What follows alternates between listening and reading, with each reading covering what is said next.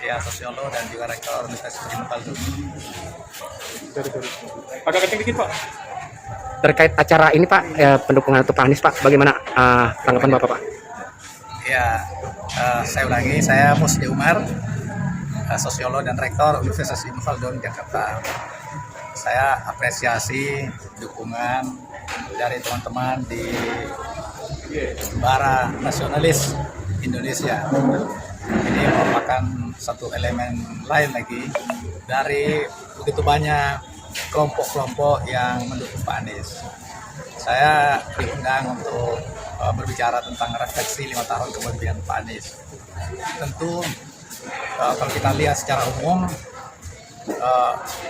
di luar dari ekspektasi kita. Mengapa? Karena kan Jakarta dan Indonesia dilanda COVID itu selama 2 tahun. Dan APBD DKI itu melorot sampai 40%. Tetapi kalau kita lihat menjelang berakhirnya masa kepemimpinan Pak Anies ini, begitu banyak peresmian berbagai pembangunan yang dilaksanakan, termasuk itu taman-taman yang begitu indah ya, juga jembatan penyeberangan kota tua yang direvitalisasi dan saya sudah pergi ke sana, dan begitu banyak yang dilakukan. Dan saya kira tidak mungkin ini bisa berhasil tanpa suatu kepemimpinan yang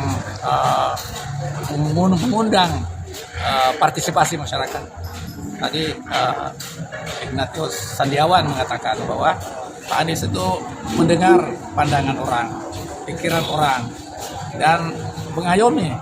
Jadi tentu orang tertarik, bukan karena agamanya, tetapi kepemimpinan yang mengayomi itu, yang melindungi, memberi perhatian, memberi empati, itulah yang membuat orang lain tertarik. Dan ketertarikan ini terus meluas dari satu tempat ke tempat lain, karena Pak Anies pun juga masih di Jakarta, belum pergi ke berbagai daerah. Kalau dia sudah pergi ke berbagai daerah sudah lain sekali. Tapi tugas kita yang paling penting itu adalah menjaga kebersamaan, menjaga keanekaragaman kita, menjaga persatuan kita, karena kita menghadapi situasi yang tidak mudah. Sekarang ini aja rupiah sudah mulai melorot kan, tadinya masih bisa bertahan di bawah 14.000 kan, sekarang sudah terus sulit sekali untuk bisa dipertahankan karena terjadi kondisi ekonomi dunia yang memburuk. Nah, tahun depan diperkirakan, tadi juga disebutkan, itu akan semakin parah keadaan kita. Ditambah dengan krisis di Rusia dan Ukraina yang belum berakhir. Nah, itu Eropa mengalami kesulitan luar biasa. Hampir semua negara besar itu terlibat utang besar. Nah, Indonesia juga mengalami seperti itu. Sekali dia rupiah melorot, itu berapa naiknya utang kita begitu. Karena pada umumnya kita berutang dalam bentuk dolar. Jadi, apa yang bisa menyelamatkan bangsa kita, tentu kita mesti bersama-sama bersatu, bahu-membahu, dan jangan terlalu banyak kita menciptakan kekisruhan. Apalagi melabeli orang dengan macam-macam nama yang sesungguhnya tidak perlu dilakukan.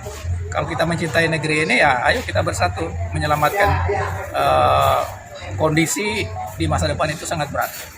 COVID itu kita sudah berhasil atasi, tetapi sisa-sisa dari COVID ini kan masih banyak pengangguran, banyak PHK, gitu, banyak orang kesulitan. Nah, tambah lagi dengan krisis ekonomi dunia ini. Jadi mungkin itu barangkali yang bisa saya simpulkan dari yang kita peroleh tadi. Jadi kita boleh mendukung siapapun yang kita ingin dukung, tapi tidak usah menjelekkan yang kita tidak dukung. Sebab masing-masing orang punya kelebihan, punya kekurangan.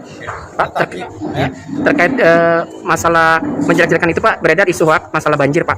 Bagaimana tanggapan Bapak Pak? Kalau banjir ini bukan hanya Jakarta yang banjir, seluruh Indonesia, di luar negeri pun banjir luar biasa karena perubahan iklim kan.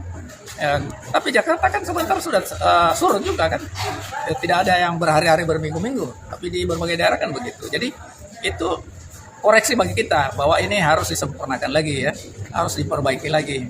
Tetapi janganlah misalnya menyangkut pribadi orang itu terus diumbar. Sekali lagi persatuan itu kita harus pelihara. Inilah kuncinya Pak, untuk kita menyelamatkan Indonesia. Oke. Harapan ke depannya Pak, sebagai pertanyaan pamungkas Pak. Harapan ke depannya. Harapan ke depan kita maju dan bisa mengatasi seluruh masalah yang kita hadapi, terutama dalam bidang ekonomi dan sosial, agar kita tetap bisa melaksanakan pemilu 2024. Kalau kita tidak melakukannya, itu lebih parah lagi karena rakyat tidak akan menerima alasan apapun. Siap. Mungkin ada soalan apa gitu? Ya itu biasa saja, tergantung rakyat kita. Apakah rakyat ini bisa diayomi? Yang penting rakyat ini diayomi, diberi keadilan, diberi jaminan keadilan. Pemimpin mesti begitu, agar semua tenang ya. Ya.